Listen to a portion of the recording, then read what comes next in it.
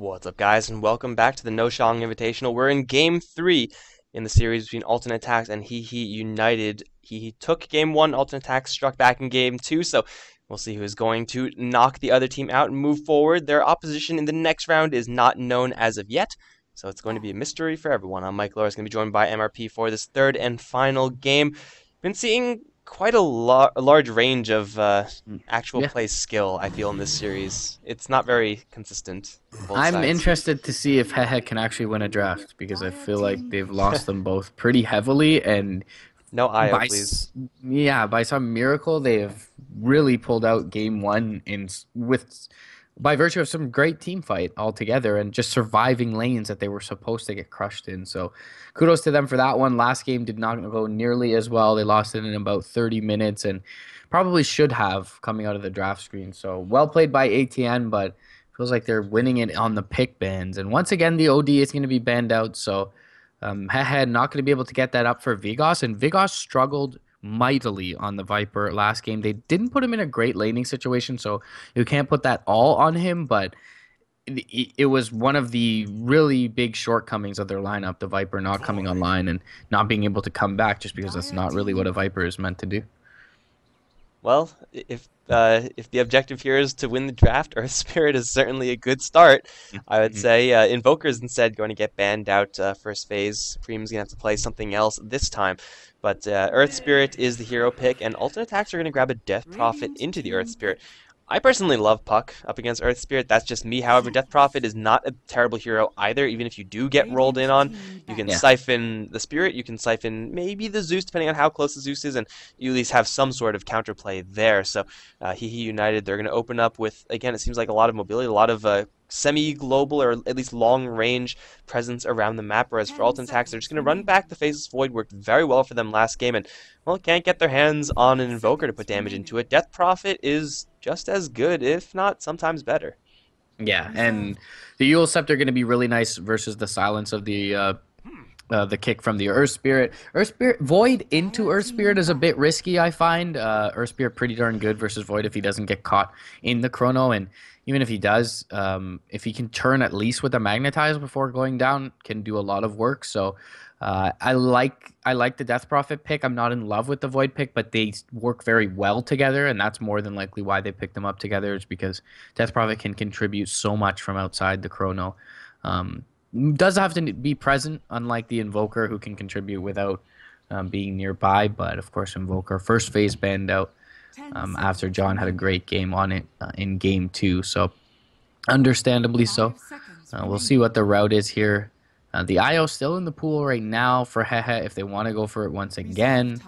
IO Earth Spirit, not as defensive as their past support duos perhaps, Hmm. but still Earth Spirit tends to want to roam, so you do want to have some kind of decent laning support in your safe lane while he does that. Something like a Witch Doctor, a Lion, a Shadow Shaman.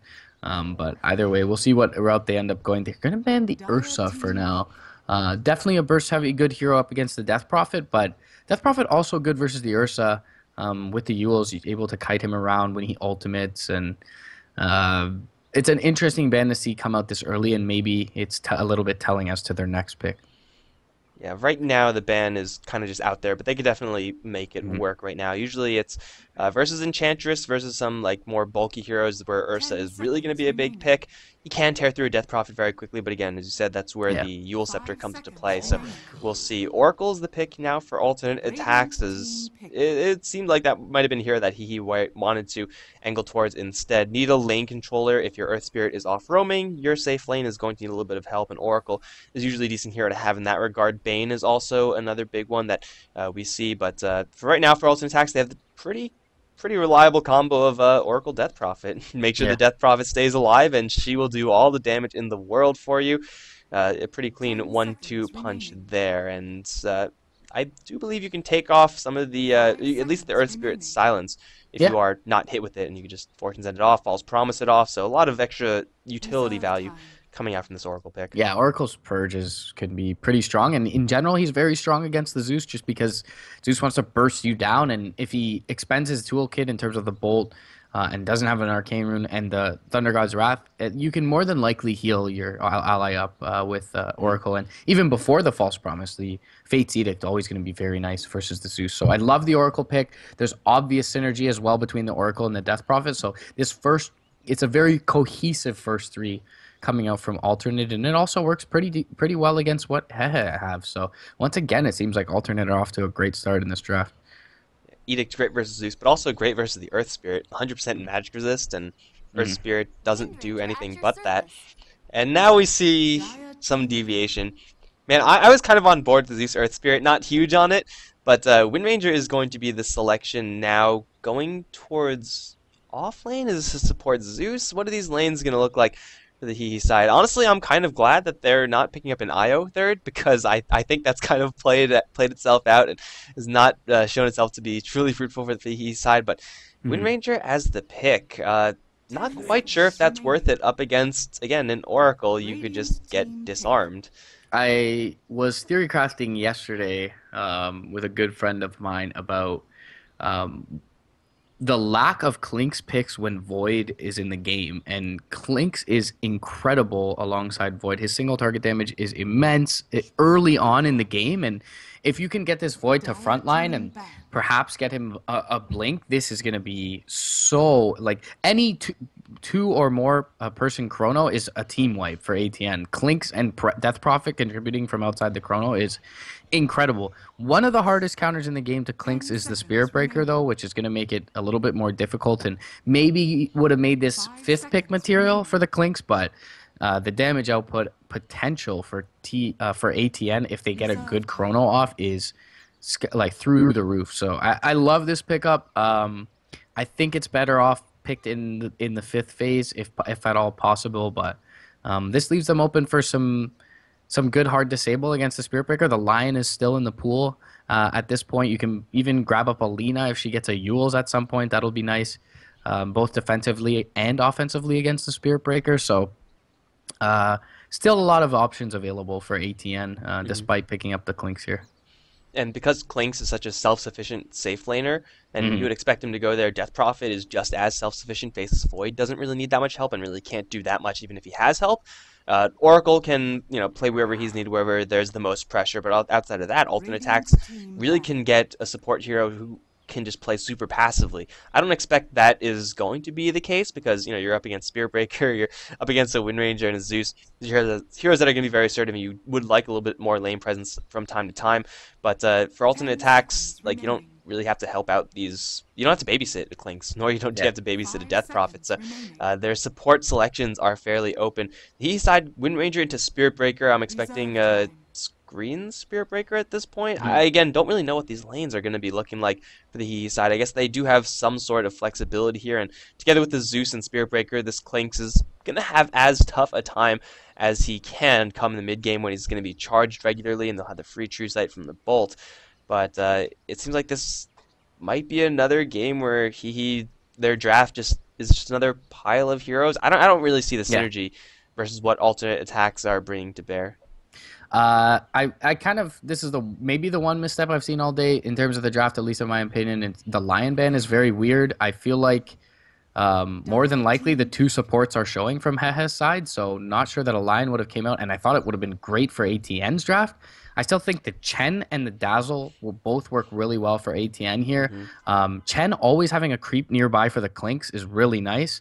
It's not too surprising for them to go for the Tusk as well. The defensive snowball is really nice versus most of what Hehe have. He doesn't contribute all that much to the chrono, but you mentioned the self-sufficient nature of the Clinks lane, and that's not only why is it so good with Void, but it allows you to roam, and Tusk does that a hell of a lot and does it well. So roaming potential is there towards the mid lane. If you get a shard and a siphon off, more than likely you're going to kill who's on the other side with the Prophet and the Tusk available, and you can even snowball in further to ensure that you get a lot of duration of that siphon off. So, Wow.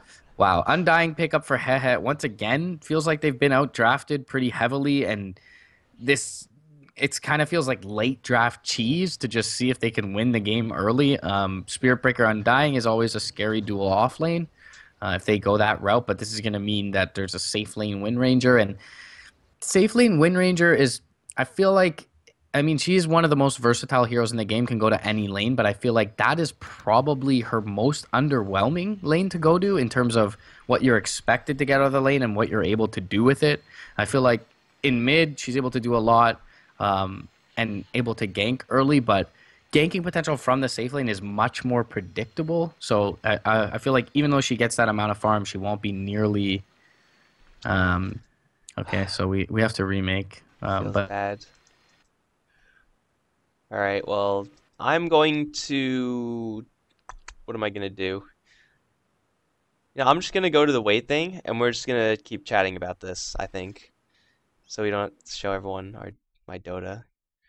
I'm gonna do that right love to see them make an early smoke rotation. I mean, they know how potent their level 1 lineup is, and they really could use some intel as to where to make the proper roams to net them kills early on, because it's so pivotal for their lineup that they do find a plethora of kills in this early game. But they won't opt for that route, and they do build into some of the into some fairy fires on the Spirit Breaker, so they're definitely looking to fight early. Couple sets of tangos on the Undying.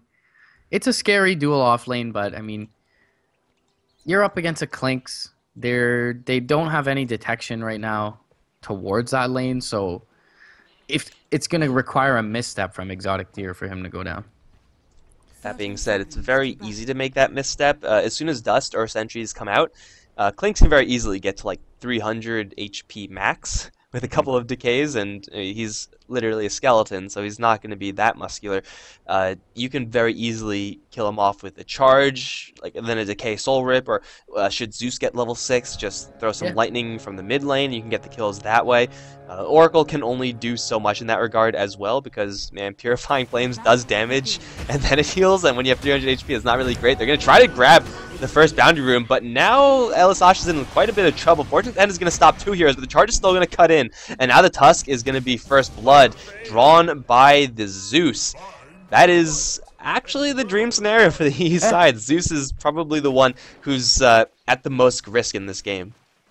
And they end up getting it on the mid lane, which is really nice. Zeus did not get the bounty rune, I believe. Oh, maybe he did, and they split it. So looks pretty good for the Radiant side, and odd to see the Tusk expend the Fairy Fire at the end. He was definitely going down regardless of whether he got it or not. But once again, them just relying on the Clinks to draw something from his lane, they're going to put the Tusk over towards the Void side and pressure once again Vigos, who had a really bad early game last game. Nice body blocks coming out. The wind run is going to expire here. The time walk forward, they're going to be able to right click into the wind runner, but because they use the time walk aggressively, they can't dive the tower just yet. It is surprising how well Faceless Void is able to do versus a Wind Ranger. They're going to charge up towards top now. 3 heroes converging in. All 3 of them are melee and ready to go. Oracle's deep in a corner, and I don't actually think there's any way to escape from this angle, so Caster's pretty dead. Hone's going to go in deep, bash him down with that lantern, grab the kill on the Oracle. Exotic Tears still chilling as best he can, but that's what I want to see from the Hehe side. They got to go in deep, man. They have to play this balls to the wall, and they're looking at Exotic Deer next. He has 300 HP. Boulder Smash going to come in. There's no detection still, so no kill just yet on this Clinks, but this safe lane is anything but, really. Over towards mid. Oh, Zeus trading some shots at the Death Prophet. Looks like no one's going to die just yet. Oh, Screen taking tons of damage top. He may even go down here with the tower. Nice 2.5-second hold coming out from Kaser, and that is not what this offlane needs at this point. Giving the Clinks any sort of momentum and not crushing this lane is going to be super hindering towards their potential towards the mid game. And John's going to have just a fine time mid lane on the Death Prophet right now. 8-2 to the 10-0 of the Zeus, so hasn't missed any of his Arc Lightnings here for HWA, but Death Prophet farming well as well, and no pressure towards her thus far. They're going to get an invisibility rune on the Tusk, and look how far forward HWA is right now. He's going to be siphoned up, and now the snowball is going to come through. He's dead in this mid lane, and Tusk will pick up the last hit there, but either way, going to be some nice momentum for the ATN side. If they even draw even in these lanes, this game is going to be very difficult for Hehe. Well, just saying, 17-4 on the off-lane Faceless Void, whereas Wind Ranger is not even level 3, has 3 CS to her name. Yeah. That's not exactly where you want to be. Wind Ranger matchup versus the Void. Again, you would expect it to be pretty decent, but it's actually not that great because you can't pressure the Faceless Void out of the lane. You are working with a pretty large damage deficit. Faceless Void has one of the higher base damages of right-click damage in the game. Over towards mid, John's going to again trade hits with the Zeus. Arc Lightning not going to do it. And the Death Prophet will get back to safety. No one in the area to help out there. But Nisha's getting the most on the map. And how often do you get to say a Faceless Void is getting the most, especially when he's going up against the heroes like Undying and Spirit Breaker and Earth Spirit? No one's actually down here except for the Wind Ranger. And the pressure that those heroes are applying to the other lanes isn't nearly enough considering what the Wind Ranger has to go through. Yeah, we talked about this being kind of Wind Ranger's most underwhelming laning situation, and I mean, Nisha can just trade with her so effectively. Having the poor man's shield up, the Wind Ranger just does not do anything to him, especially with the time walk, and he's just able to reliably trade with her, force her out of the lane entirely, all by his lonesome, while their ranged hero top lane is not all that worried about this dual melee off lane. Even when the Earth Spirit rotates in, they find a trade on the Undying, and now they'll smoke up the Tusk once again. And I look to go towards this mid lane. Yeah, it seems like that was pinged out with the Radiant Observer ward, so won't bear any fruit for now, but top lane they will find something, and that's going to be the Oracle once again. However, though, the key target in the Clinks is going to make it out, and he's even going to try and get this extra gold off the Tombstone, which he does. 125 going to go his way, going to be really nice for him, and Screen going to TP out, so Exotic Deer once again has a free lane to farm underneath the tower. Losing your Oracle really isn't that big of a deal as long as Clinks is still getting gold. He's not last hitting nearly as well as his lane opposition. In fact, the safe lanes are pretty much being mirrored on either end. So for it's still decent that they were able to get that kill and get out, but they do have to be careful about overcommitting towards the Oracle while still enabling this Clinks to farm.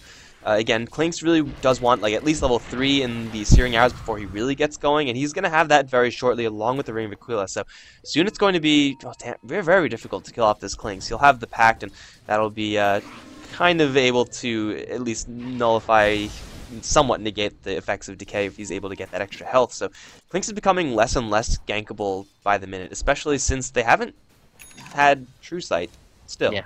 Now they do on the Undying, but Undying's not on top lane, so nice dust, bro. You're in the wrong lane for it.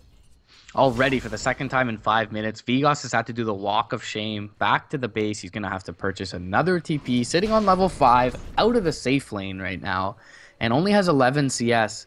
6 minutes into the game, this is looking pretty brutal here for Hehe. It feels like, to some extent, they need to go back to the drawing board, and by that I mean the drafting board. They are going to use the Exorcism mid lane, but they get a regen up on the DP, so she does not have a TP, unfortunately, to get to this top lane, but if she does in time, they will be able to at least fight. They guess the dust off onto the Clinks. The charge will come through. The Tombstone is not going to really do much, and the Shard Block is perfect onto Own. The Earth Spirit, though, he will finish off the Oracle in the meantime, but we already talked about how this is a sacrifice that is perhaps necessary and acceptable, at least for the Dire side. They may lose their Tusk as well. TPs are inbound now, and he is doing a lot of work. Chronosphere comes through. It's going to connect onto all 4. The Clinks is going to be able to do work. They bring down the Wind Ranger first because she's the most elusive target. The second kill will go out onto the Earth Spirit. The hold onto Own will catch. He has a charge in just a moment. We'll be able to make it away. But either way, they're able to turn it effectively. They get the safe laner, who was already doing terribly. The first rotation from Nisha, once again, is going to bear fruit. And this early game, I mean, it's going exactly as ATN needed to. Their Clinks is yet to die. The first chrono is worked. And, I mean, it's 5-4, 7 minutes in when you have an Undying Spirit Breaker and Earth Spirit on your side. Yeah, it needs to be 10-4, and I would say Hehe are in a decent spot there, not even a great spot. But now, because it's only 5-4, they're not great. And also, who's not in a great spot is Pwn right now, who's stuck in the trees. They'll have to drop the Tombstone to get him out. You had Tango's Screen. You're killing me, Undying. You're killing me here. It feels so bad to watch. But, yeah, now it's 5-4, and Alternate are pretty much past the worst of it. Like, really, it's the first 10 minutes where things can go the most wrong. But as you get levels and as you get closer and closer to that Oracle ultimate, then things suddenly get a lot better. You have the Chronosphere to help out. The Siphon gets to a higher level, so that's even a stronger defensive spell. All these defensive tools from the alternate side are starting to come online. And for Hehe, yeah, they still will have a little bit of extra damage now coming out from the Zeus. He's still Zeus, and he's still able to do quite a lot of magic burst. But everyone else, they're already going to start to get to the point in the game where they're starting to fall off. They're going to try to go for John over towards the mid lane. Power shot through will catch before the snowball can come in and we'll jank that up. But now it's going to be Elisasha in a little bit of trouble. Shackle's going to fail. Can he shard to save himself? He's not even going to try. That's a 2-kill for Hehe. That's a much needed 2-kill, but even then, it's not going to put them in a decisive lead there. Also charging up to Exotic Deer, however. Not much HP. Do they have True Sight on the Spirit Breaker? You bet they do. And with another strike there, Exotic Deer is going to die straight away. Boom. Well, those are a nice couple of kills. It requires a pretty big rotation, and something I was going to mention just a moment before that is this is the window with the Chronosphere down where they can get some work done, and them using the Tombstone by the side shot was really curious to me exactly for that reason, but they are able to net 2 kills on 2 important heroes here. They required a lot of rotation towards that mid lane, and that's probably why Exotic Deer felt safe, so can't blame him for showing in lane, but he'll drop top without his Oracle nearby, which is certainly unfortunate, but Kaser will find some space in lane because of that, and likely pick up his level 5, and now Nisha, pretty much free farming in the bot lane, is sitting on 54 CS, does have his second chrono available with the treads, and we'll have a Vlad's up pretty soon. He's going to bring the 2 heroes in that do tons of work around this Chronosphere in the Clinks and the Death Prophet, and if nothing else, they're going to at least take this tower. They have a Ring of Aquila, they have Clinks level 7, doesn't have maxed out Searing Arrows, which is a little bit strange, but towards top lane, Kaysor, once again in a little bit of trouble. This time he's going to channel that Fortune's End onto Pone. They do drop the Tombstone. Kaysor not dead just yet. Now Chronosphere is going to keep him healing just a little bit more. Pone taking a little bit of damage here. Snowball will kill the Spirit Breaker, and now Screen, he's with his Tombstone. Is that good enough? They're going to focus down the rock, bring it down. Screen's going to go 1v2, and that's a fight that he can win. In fact, is destroying them. Nisha needs more bashes here. He's not doing any damage versus Screen. In the meantime, it's a tier 1 for tier 1 tower trade. Elisasha still in a little bit of trouble. Decay won't quite do it. Decay Solar might. Shards are going to go out. That's going to be a double kill for Screen. Nisha's still chasing after this big bad zombie. But Screen is refusing to die and has backup incoming. He could just run away, I feel, but he's trying to bait in Nisha. Another teleport is coming in. That's Kaysor. Here comes the fire. Just needs to purify him once to get the kill. Not quite enough damage, and Dying drops to 2 HP, yet still survives. They pick off the Faceless Void. Kaysor's charged up. He's going to get a little bit of magic resistance, but that's not going to help him versus all this beatdown. That's Hehe stalling out with the Undying and getting a very rare yet ideal fight for this hero. Pretty much, again, the perfect situation for an Undying to be in. Yeah, a little odd to see them continue to fight there, and as well, the Tusk looks to go for the shards. He only has mana for 1 spell. He had about 1 or 2 seconds until the snowball cooldown is before that, so I feel like he probably holds on. There was a decay coming up, so it would have been close. But if he held on to the snowball there and was able to stun Screen under tower for a little bit longer with the Void right-clicking away, maybe they get a kill. Mid lane, though, they can charge in onto John. They get the Boulder Smash off as well as the Silence. And the Clinks, though, he's going to rotate through from the backline, burn down the Earth Spirit. Now Own is the next to fall. They get the dust off, but what does it matter? There's no follow-up here. Onto the Clinks. They do not have the Thunder God's Wrath to use it, but the power shot, it does come through. The Bolt is there. Shackle holds him in place, and they actually end up killing him off. Fate's Edict was behind him from Kaysor, but perhaps just not in range at the time. Didn't seem like it. It's a pretty short range at level 1 at the very least. And wow, from starting off 5-4, it's now 14-7 in the 3 minutes since. So things are looking a little bit better for Hehe at this point, but it still feels like ATN, they can drag this one out. They aren't going to run into initiation problems like we saw in Game 1, because they do have the Snowball and the Chronosphere, and they just have a lot of individual assassination power with this Clinks, who, I guess to be fair, isn't having the ideal game for Clinks as opposed to as far as matchups are concerned. But still, he's getting enough farm to make him some sort of decent threat. Death Prophet going to build him towards her Yule Scepter. Probably more so a defensive item, more so than anything else, but still will help her do a lot of damage and heal up a little bit more afterwards, which is going to be big. Up towards top lane, the Wind Ranger has got the point booster, which isn't bad. He's going to get Chronosphere. Exotic Deer is here with the Searing Arrows.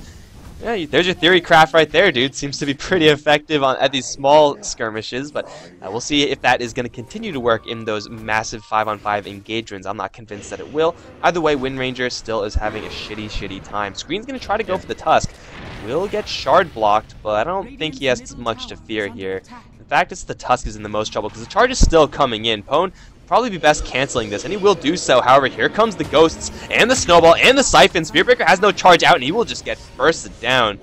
That was a little bit too far to go for Spiritbreaker. Yeah, there's a free tombstone as well on the east side. Screen gonna have to TP out.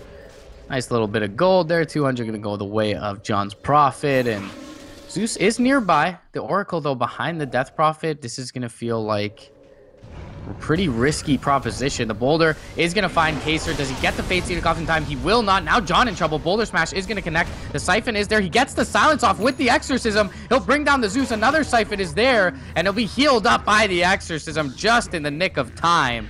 Double kill for the Death Prophet. Nisha jumping forward does not have a Chronosphere, but they should be able to take this tier 1 with the Clinks pretty easily. The charge is going to come through now. Screen is on the sidelines, though. They're going to need a nice shackle on top of it, and they'll cancel it for now. The shard block goal, it's going to find Vigos. They're going to Walrus punch him up. Siphon is there. Power shot, not going to do a whole lot of anything. Another strike, though, onto the Death Prophet. First hit bash as well for Own, and he gets the charge off. Clinks, not there to do enough. Shard will catch him, but the Boulder Smash going to bring Exotic Deer low in tower range. Tusk, though, right behind him. Snowball is there. The physical damage immense from the Clinks. He'll strafe up and back off for now, as everyone looking to respawn and doesn't want to be nearby this Zeus, who is pretty fat even after that recent death. But they can back off, reset. 10 seconds, the Chronosphere is up, and conveniently enough, Nisha gonna pick up a DD rune as he gets this cooldown. Oh, but he's looking at one too many heroes. Screen is on the offsets, and he can build up quite a big tombstone army while the Chronosphere is there, so it's not something that the Faceless Void is going to really want to jump on.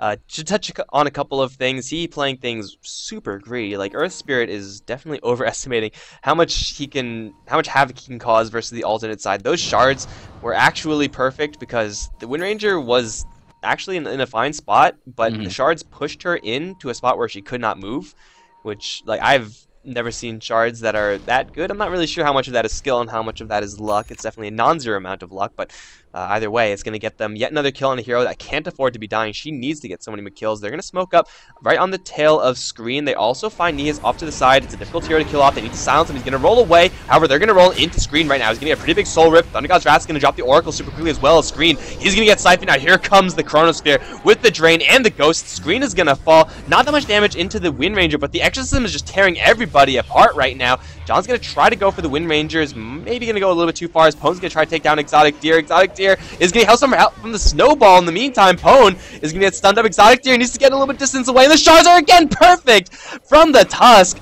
Pone is not going to get this kill. He's going to give John Ultra. The Zeus will clean house. But this might be the 5th kill here for the Death Prophet. Tusk, you ass.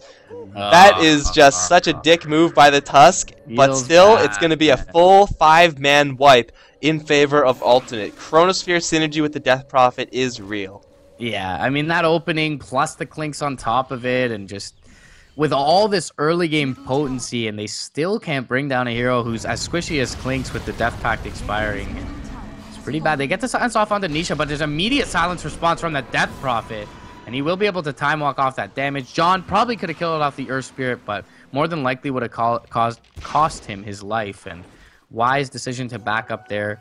Has 2,300 gold from the recent Ultra kill, so doesn't want to feed over any of that unreliable gold, and can be looking to pick up his next item here soon. And all of a sudden, the Tricor has amassed as much net worth, if not more, than the entire Radiant side, and they're going to get a charge off onto the Clinks here. They'll probably be able to bring him down, considering that they do have Dust on the Spirit Breaker, but either way, I mean, the game state is not good, to say the least.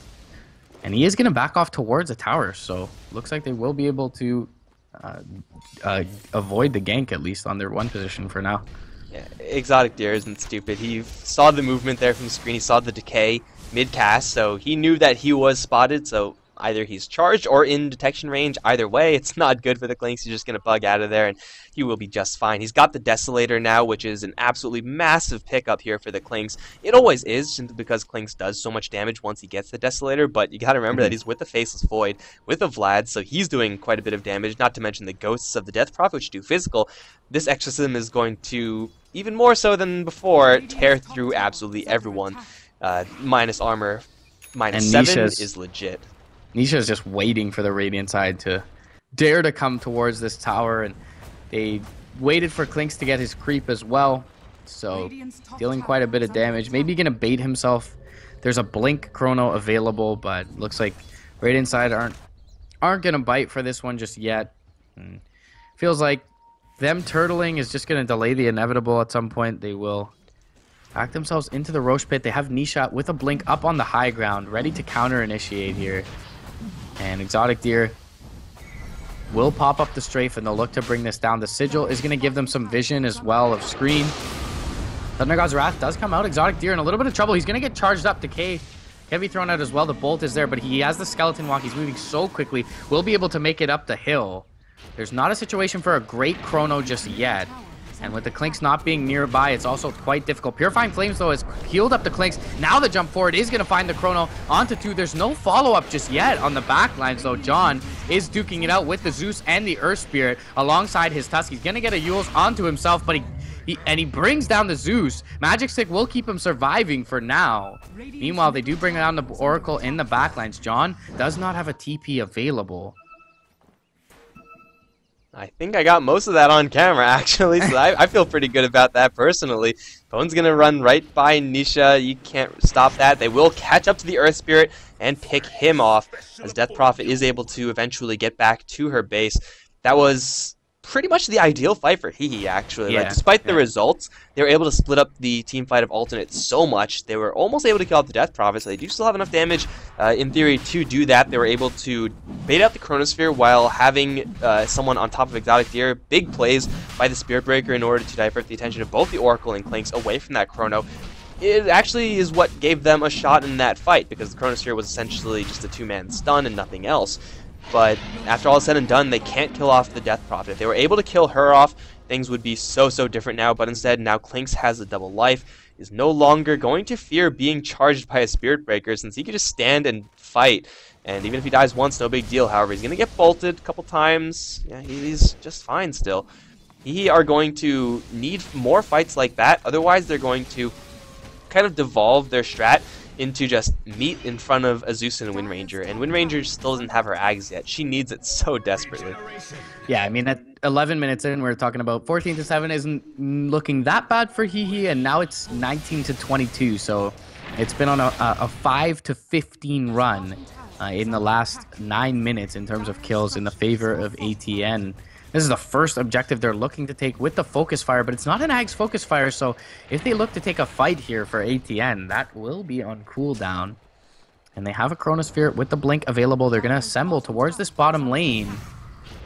Time walk forward, jump. Chrono is going to catch 2 very important targets. They'll easily burst down the Clinks with the or the Wind Ranger with the Clinks single target damage. Now, though, they will be able to turn with the Magnetize as well. John going to come through, though. He's got the Fate's Edict available up against the Zeus. Exorcism will finish him off. Time walk forward from Nisha is going to find screen as well. Spirit Breaker in the backlines does pick off the Tusk and will be able to TP out, but it's 4 heroes down.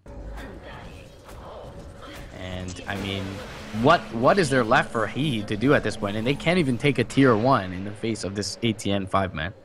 Chronosphere on literally the best possible targets. Alternate getting the Clinks in there and the Death Prophet in there at the same time. I mean, the Zeus needs to be so far behind. If he was not in that Chronosphere, we could probably see another target or 2 dropping from Alternate, because that was a really great Magnetize from the Earth Spirit. He just needed someone to follow up with him, and then, you know, at least a couple of extra kills, or at least this Aegis picked off on the Clinks. But because Hehe are so front-loaded in this early game, heroes that naturally will be a lot worse come this 20-minute mark, and, well, we're going to get a little bit past that soon. They just can't do anything with these heroes. They're going to try to look for Nisha. Bolt's going to do absolutely nothing up against the Time Walk, which is what kept Faceless Void safe last time. I don't know why Pone is here. He should not be here. He's all alone. With the Crypt Storm, they'll kill him off. Nisha does not have a Chronosphere, but man, he's feeling good anyway. Exotic Deer is up on the high ground looking for some targets. They'll run into Nihi, they'll run into Vigos.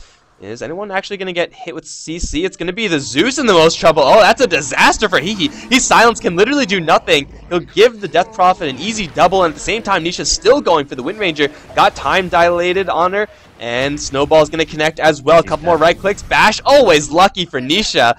That's going to be yet another kill. 3 for nil, as Alternate are now going to start taking some structures. Bottom lane and probably mid lane expected to fall. Yeah, and they'll have the Exorcism up in 30 seconds. In addition, they've got the Aegis on Exotic Deer. Perhaps I mean, the Chrono's back up. Excuse me. I thought they didn't have it at this point, but that would be the only thing to wait for. So no reason not to poke at high ground here. Unit wave amassing towards that bot lane tier 3, and with the exorcism up soon, why not go in? The charge is going to come through. It's going to be canceled by Own, and with this Desolator, they'll be able to right-click down this tower very easily. They're not even going to expend the strafe just yet. The exorcism will now come out. They still have an Aegis, keep in mind, on their Clinks. He is going to get a little bit low, and perhaps needs a heal up. Jump forward, though. Chronosphere, again, is going to find the Zeus. They have not as much follow-up this time, but the Void should be able to bring him low, if not down. Exotic Deer did get hit by that boulder smash. He will right-click into Pwn, though, and the Death Prophet doing work with the hold from the Fortune's End. Spear Breaker's down. He's going to buy back and charge back in. The Aegis is popped for now. Earth Spirit getting bursted down by the Exorcism, and he tries to outrun it, but won't be able to do so. Now Klink's going to go back to work on the Undying. The time dilation is there. He's going to blink forward. Couple more right-clicks. Screen going to fall. Now the Zeus in trouble. No buyback on the Earth Spirit or the Wind Ranger. Zeus is down. Instant buyback from Screen. No buyback for the Zeus. And this is going to be a lane of racks taken here from ATN. Rod of Atos is there as well. Aghanim's going to be picked up, and GG called by Vigos.